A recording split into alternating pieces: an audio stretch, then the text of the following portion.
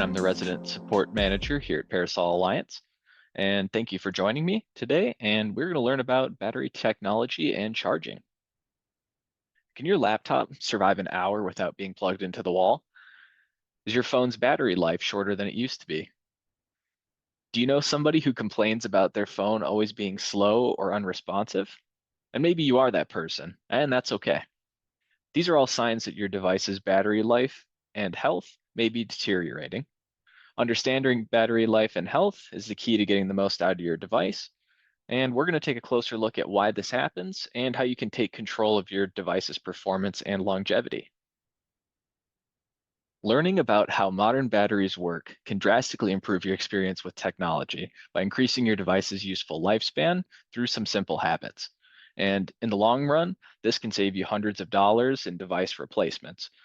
A lot of people don't even know that their old phone can run just like new with a battery replacement. Lithium-based batteries are standard in cell phones, tablets, laptops, and electric vehicles. We'll be focusing on this type of battery throughout the presentation. However, you may have heard of some other batteries, like nickel-based or NIM. These are used in the battery systems of hybrid electric vehicles, low-power tools, and landline headsets, just to name a few. These are typically cylindrical in shape and are seen as a pretty good alternative for disposable batteries like AA or AAA. Another type is lead acid. These are your typical car batteries, very large and heavy, and they're also used in battery backups or generator systems. These are very power dense and can be used for long periods of time. An emerging technology is solid state batteries, and these are compact and very efficient, but they are very expensive at the time of recording. Currently, these are used in small quantities in devices like pacemakers. So why don't we use one type of battery for everything? Well, chemists have been working tirelessly on this for decades, but it usually comes down to cost. Expensive technology is compact, but it's used in small quantities, while cheaper technology is typically used in large quantities in order to balance the cost of the end product. Most portable electronics, like your phones, tablets, and laptops, use lithium-ion batteries. These are small gel pouches, and they can be made to fit any shape or size. As devices get thinner and smaller year over year, batteries are made to be thinner and wider to fit inside. They store and release energy through a reversible chemical reaction, which we're going to take a look at now. Brace yourself if you're a science person. So how does all of this work? The batteries contain two electrodes on opposing sides of the battery and are filled with a liquid gel that helps lithium move between the electrodes. Lithium ions store energy in chemical bonds, which can be converted into electricity to power your device. As each lithium ion discharges its energy, it returns to a natural state at the opposite electrode, waiting to be recharged. Battery manufacturers typically guarantee 300 to 500 full charge cycles before the lithium ion battery begins to degrade. Now, this is a very conservative estimate, and most smartphones, especially, can survive many more charge cycles than 300 to 500 without any noticeable issues. So why do batteries degrade? There's a couple of reasons, but the big one is regular aging and usage. All batteries will degrade over time, even the unused ones. And typically batteries will have a shelf life of about 2 to 5 years. Another thing that can contribute to this is the charging cycles. A battery wears out after a certain number of charges, and this is tracked by devices to regulate usage. Another common killer of batteries is heat exposure. This will speed up the degradation of a battery significantly. And in general, you can start to see signs of battery degradation within 1 to 3 years of regular usage of your device. And this is most commonly seen first in smartphones. Smartphones are smart, and they know when your battery health is poor. As a result of this, they will purposefully run slower in order to reduce the effects of battery degradation. And as a user, this can be frustrating to see that device that you have slow down due to an aging battery. This is a controversial practice by manufacturers, and famously, Apple was sued for this because of a new update pushed to their iPhones, which slowed down battery performance on older models. To some, this was seen as a push for companies to get you to buy the newest phone, and for others, they see this technological reason to keep the batteries on for a longer period of time as the phone ages. Despite all of this, you can slow down the rate of your battery degrading through some simple habits, which we'll discuss later. So let's assess your battery. So how do we check your battery health? So thankfully, battery health is measurable. On iPhones, you can open the Settings app, navigate to Battery, and Battery Health. On Android devices, for Samsung users, you can open the Device Care app, or you may need to install a third-party app from the App Store in order to read this information. Battery health is shown as a percentage relative to the device's capacity as new. For example, if your laptop lasts 10 hours with 100% battery health, at 90% battery health, your same laptop will only run for 9 hours on a full charge. Has anybody ever checked this before? This is how you can do it.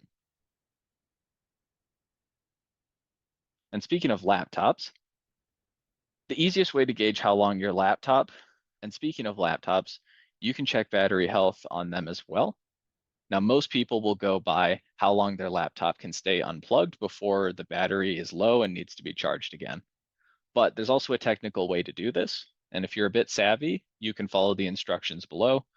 So on a Windows laptop, you'll need to open up Command Prompt, and you can type in the following command as written there. On MacBook, you can open up the System Report and go to the Power menu. And in this, you'll be looking for some information. It might be called cycle count. There might be a percentage of battery health that's shown, but this varies wildly from manufacturer to manufacturer. And if you are curious about this, Tech at Home can help you.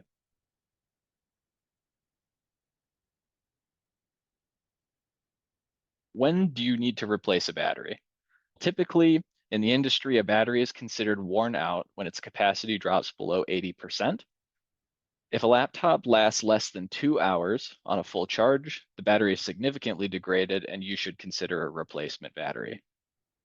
Replacement costs for phone batteries is around $50 to $100, and laptop batteries can cost anywhere from 20 to 50, but again, vary wildly based on the brand and the replaceability of the battery. Let's go through some tips on repairing and recycling batteries. The first and most important thing is never open a lithium-ion battery. This is very dangerous and can result in lots of heat or fire. Some internal batteries can be replaced, but it depends on how easily your device can be opened up. Most of the time, I would recommend you never open a device yourself and take it to a repair shop or a professional to do this.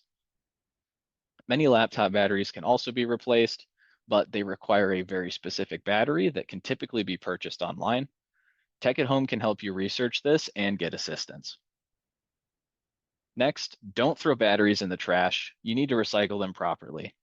Lithium batteries, like I said before, can cause fires in garbage trucks and in landfills, especially if they're exposed to any physical abuse through the waste management system. And if you need to recycle these, there are many stores that you can do this at, most commonly Best Buy, Staples, and some cities even offer local battery recycling programs at minimal or no cost to you. So you should take advantage of those. Let's go through some common battery myths. One that I hear frequently is that you need to drain your battery all the way to 0% before charging. And this is not necessary. Just to reiterate, we do recommend, though, that you allow your battery to drain to approximately 20 to 30% before charging it.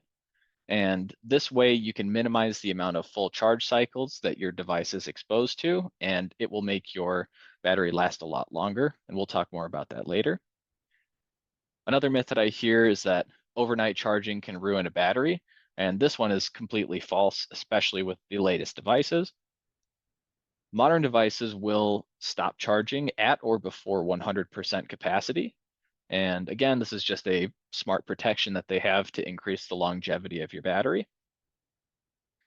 Another common battery myth that I see is that cheap chargers are fine to use. Sometimes this is true, sometimes not. I always recommend that you use the charger that came with your device, or you get a suitable replacement that is made specifically for your phone. Although using non-official chargers most of the time is fine. And lastly, a myth that I see is that people think that fast chargers ruin batteries. Now, this is mostly false. Recharge speed doesn't necessarily affect how quickly your battery will degrade, but faster charging can increase the temperature of your phone relative to slower charging, which can have some implications on your battery health. So, under what conditions should you charge your phone? I can tell you what to avoid, and you definitely want to stay away from extreme heat or cold. High temperatures will degrade batteries faster while in use. If your phone ever feels hot to the touch, you need to turn off the screen and let the device cool down.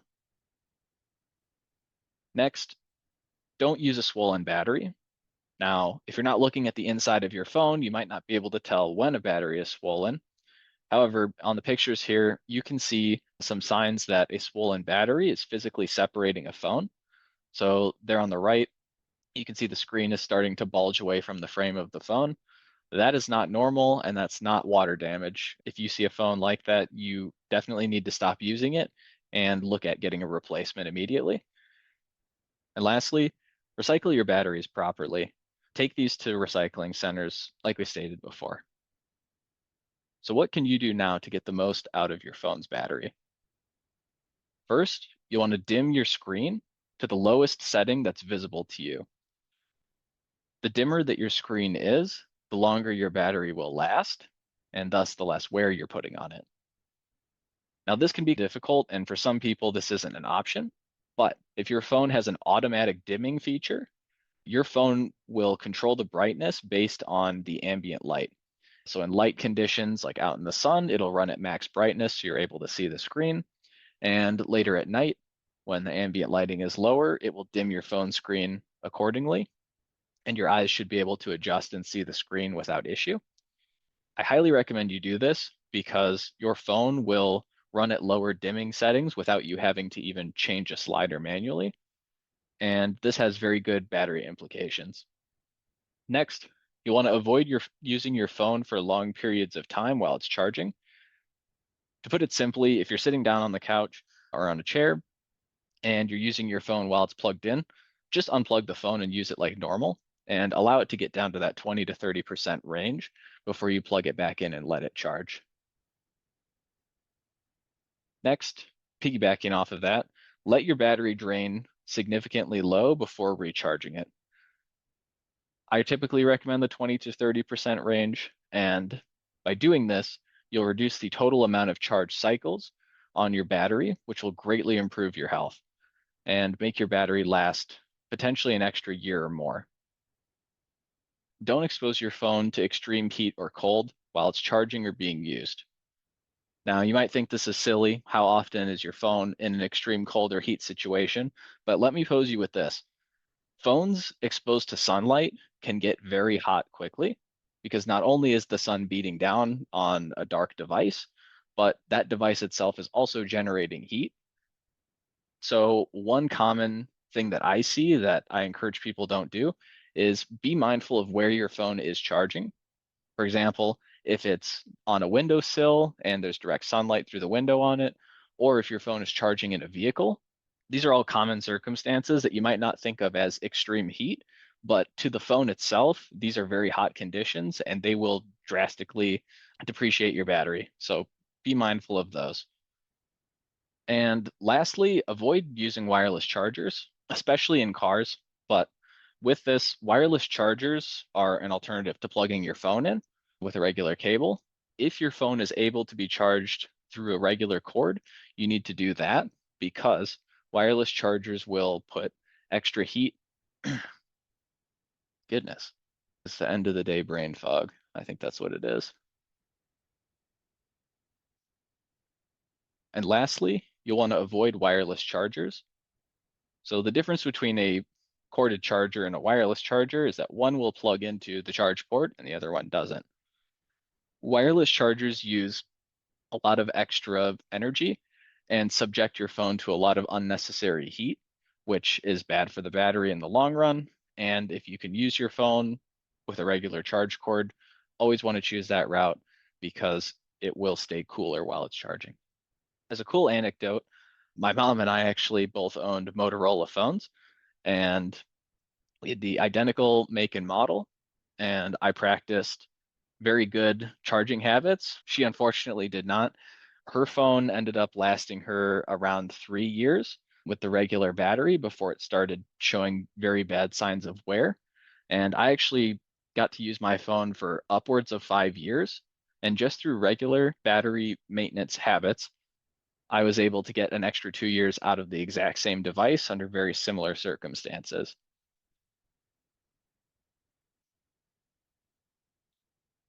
Some other questions that I get are, should I always charge my phone to 100%? And there's nothing really wrong with doing this, especially since modern phones, they do a lot of the heavy lifting for you at making sure that your phone isn't overcharging itself. So this isn't always necessary, but if you want to charge your phone up to 80, 90% and take it off the charger, that's probably ideal, and you can make your phone battery last longer by doing that. Another question I get is, how long should a battery last? For phones, it's typically 2 to 3 years, and laptops, it can be 4 to 5, but it depends on how often you use those devices and how much heat or cold they are exposed to. And lastly, can I use my laptop plugged in all the time? And yes, you can. And mostly this is fine, but it's good to unplug it and let the battery drain like normal occasionally, whether this be once a week, a couple times a month. It's always good just to have that regular battery drain on the laptop. And as we come to a conclusion here, thank you all for joining me today. If you learned something, please like the video and share it with somebody that you know. And consider subscribing to our YouTube channel to get notified on new resident exclusive videos. Thank you.